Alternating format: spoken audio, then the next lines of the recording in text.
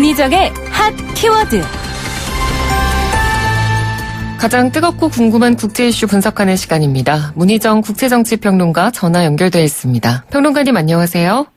네, 안녕하세요. 예, 먼저 이 사고 발생 12일째를 벌써 맞고 있습니다. 헝가리 유람선 침몰 사고 지금 상황부터 저희가 좀 정리를 해볼까요? 네, 현지 시각으로 지난 8일 저녁에 20대 한국인 여성의 시신이 발견됨으로써 이 한국인 탑승객 33명 중 사망자는 19명, 남은 실종자는 7명인데요. 현재까지 시신 내구가 화장 절차를 마쳤고 시신 운구 등 유족이 희망하는 대로 장례 절차가 지원되고 있는 상황입니다. 예. 그리고 선체 인양 준비 작업은 거의 막바지 단계에 이르렀는데요. 이르면 우리 시각으로 오늘 밤 가족들만 지켜보는 가운데 비공개로 크레인을 이용한 인양이 시작될 예정이며 늦어도 우리 시각 기준 11일 오후까지 인양을 마무리 짓겠다고 밝혔습니다. 이 한편 사건 당시 휴대폰 기록을 지웠던 바이킹 시키노 선장은 현재 경찰 조사 과정에서 어떤 진술도 하고 있지 않은 것으로 밝혀졌는데요. 하지만 헝가리 경찰은 사고와 관련한 목격자 66명의 진술은 물론이고 관련자 230명을 조사하고 해당 크루즈의 서버와 통신 데이터 기록 등을 확보하는 등 수사에 박차를 가하고 있는 모습입니다. 네. 관련 소식은 또 계속해서 저희가 이 시간에 또 전해드리도록 하고요. 이번에는 다음 주제로 넘어가 보도록 하겠습니다. 멕시코를 향해서 관세 카드를 꺼내들었던 도널드 트럼프 미국 대통령, 결국 멕시코와 협상이 타결됐다 이렇게 발표를 했죠. 네, 그렇습니다. 이 현지 시각으로 7일 미국의 도널드 트럼프 대통령은 트위터를 통해서 미국이 멕시코와 관세 협상 서명 합의에 도달했다는 사실을 전하게 되어 기쁘다. 오는 10일 멕시코에 부과하기로 했던 관세는 무기한 연기됐다고 밝혔는데요.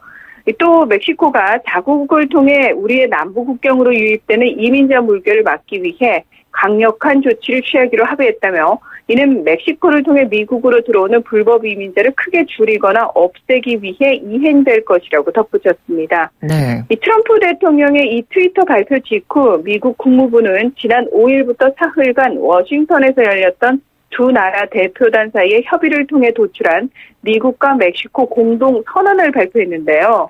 이 선언문은 멕시코가 남부 국경에 우선순위를 두고 멕시코 전역에 국가방위군을 배치하는 것을 포함해서 비정상적인 이민을 억제하는 활동을 증대시키기 위해 전례 없는 조처를 취한다는 내용을 골자로 하고 있습니다. 네.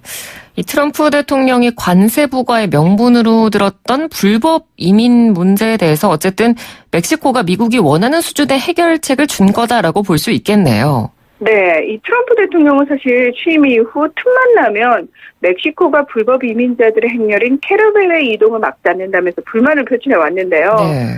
멕시코는 불법 이민자들의 경우 원칙적으로 체포하겠지만 당국의 눈을 피해서 소규모로 불법 입국하고 이민 브로커 등을 통해서 은밀하게 이동하는 무리를 모두 적발하기는 물리적으로 힘들다고 주장해 왔습니다.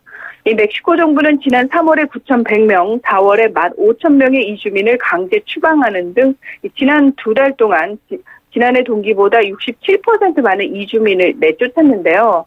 하지만 문제는 온두라스, 과테말라, 엘사바도르 등 이 중남미 경제가 최악의 상태인데다가 범죄 발생률이 극에 달해 치안이 극도로 불안해지면서 이민 행렬이 계속 늘고 있다는 점입니다. 네. 따라서 멕시코는 나라를 떠나서 이 불법 이민자가 될 수밖에 없는 근본 원인을 없애기 위한 노력을 우선시하는 것으로 문제를 해결해야 한다는 입장이었는데요. 그러면서 이 미국이 멕시코 남부와 과테말라, 엘살바도르, 온두라스 등 중미 이민의 원천이 되는 국가에 투자해서 일자리를 만들고 치안 등을 개선하는 것이 더 효과적이라고 요구해왔습니다. 그러면 이번 공동선언문에는 이런 멕시코의 주장이 어느 정도 반영이 됐습니까? 전혀 반영되지 않았습니다. 사실 처음부터 멕시코는 선택의 여지가 거의 없었는데요. 네. 미국이 원하는 것처럼 수만 명의 불법 이민자들을 미국으로 넘어가지 못하도록 원천 봉쇄를 해주거나 아니면 관세 폭탄을 맞는 것. 결국 멕시코는 전자를 택했습니다.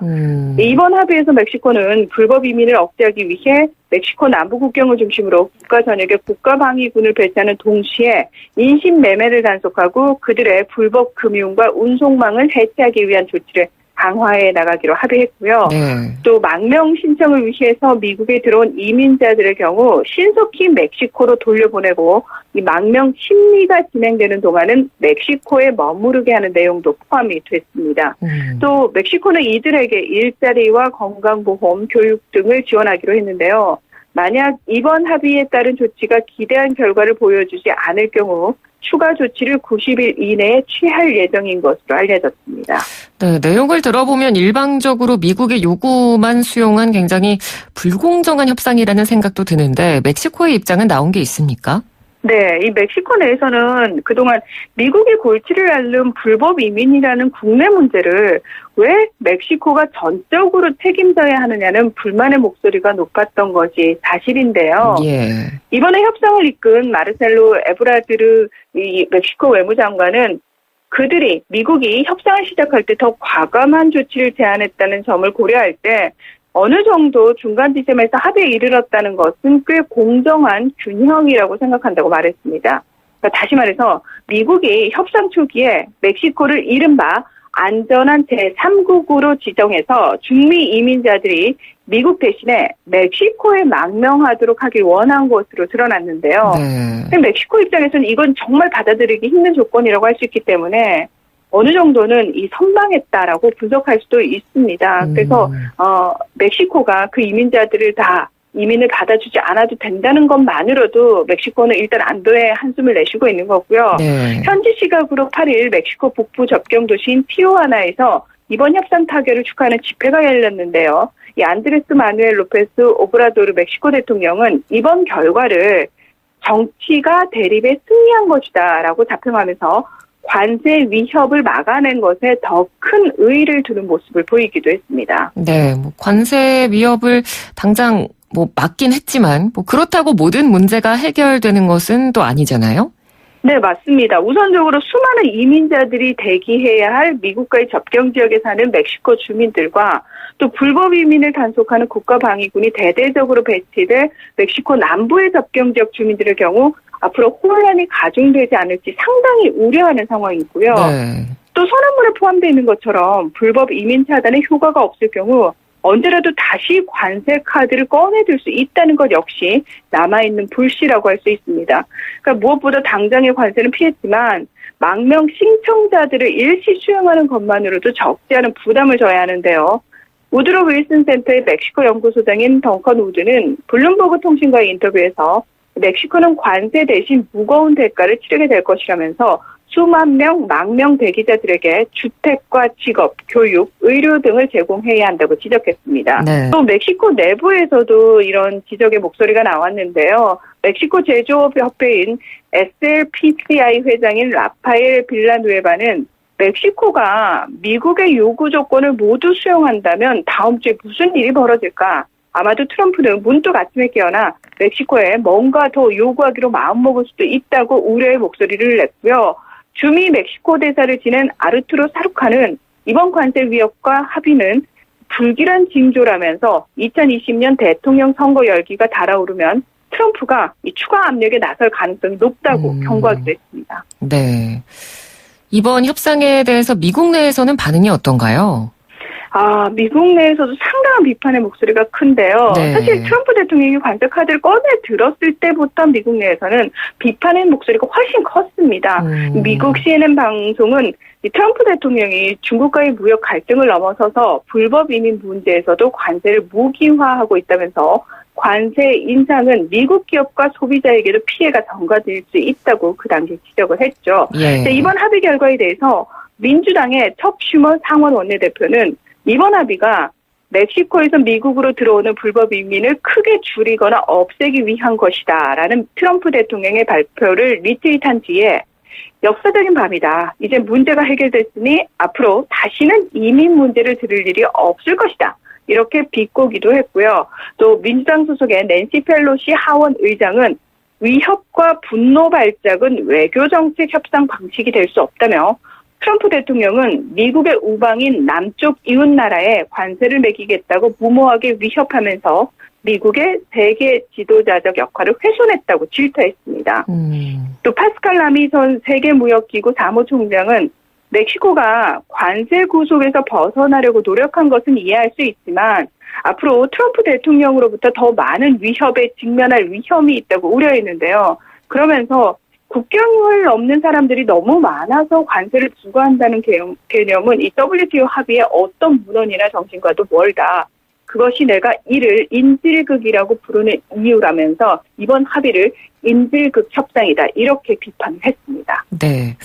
그런데 이번 합의한 내용이 이미 합의됐던 내용에 불과하다. 이런 평가도 있던데 이건 무슨 이야기인가요?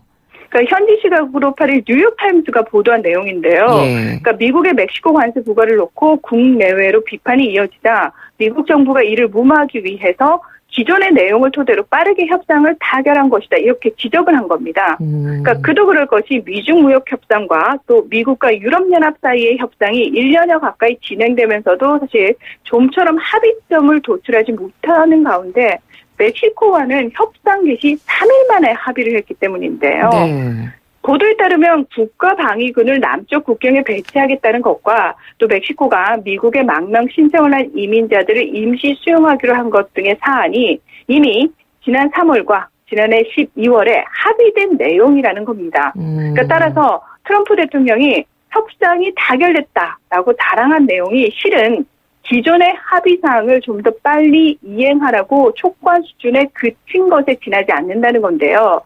트럼프 대통령이 체면을 살리면서도 위기에서 벗어나기 위해 미흡한 협상을 부랴부랴 받아들였을 수밖에 없었을 것이다. 뉴욕타임즈는 이렇게 주장을 했습니다. 네. 물론 이에 대해서 트럼프 대통령은 9일 트위터에서 실패하는 뉴욕타임즈가 또 다른 거짓 기사를 냈다면서 실패하는 뉴욕타임즈와 시청률이 낮아지는 CNN은 우리나라가 망하는 걸 보기 위해 무슨 짓이든 할 것이다. 그들은 진정한 국민의 적이다 라면서 비판의 목소리를 냈습니다. 네.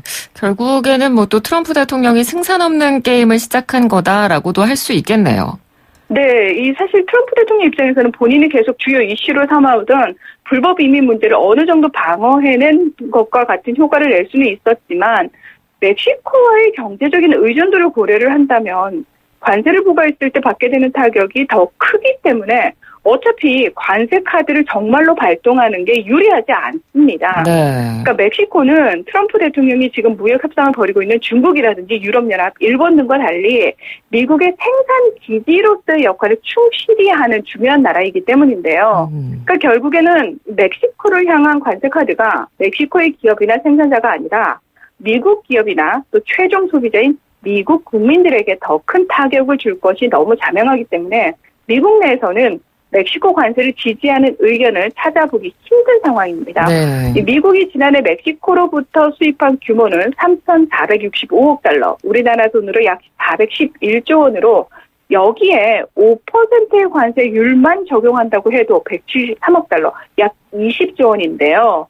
이 무관세 지역인 멕시코에서 꽤 오랜 시간 자동차를 생산해온 미국 자동차 업계의 경우 미국 조립 공장에서 사용되는 자동차 부품의 16%가 멕시코에서 생산이 됩니다. 네. 그래서 CNN 보도에 따르면 이 도이치은행의 자동차 분석가인 이메뉴얼 로즈너는 만약에 5%에서 시작한 관세가 왜 트럼프가 25%까지 올리겠다라고 얘기를 했잖아요. 예. 그래서 이 25%의 관세가 현실화하게 되면 미국에서 판매되는 차 가격이 평균 1,300달러, 우리나라 돈으로 약 153만 원 오를 것으로 추정하면서 이렇게 되면은 수요가 당연히 감소할 것이고 그렇게 되면 결국은 연간 자동차 생산량이 300만 대는 줄어들 수 있다라는 전망치를 내놓으면서 이 수치는 10년 전에 글로벌 금융위기가 자동차 산업을 붕괴 직전까지 몰고 간 이후 가장 큰 타격이 될 것이다. 이렇게 주장하기도 했기 때문에 결국 타격은 미국 기업과 소비자들이 받는다라는 내용입니다. 네, 알겠습니다. 오늘 말씀 잘 들었습니다. 고맙습니다. 네, 고맙습니다. 네, 지금까지 문희정 국제정치평론가였습니다.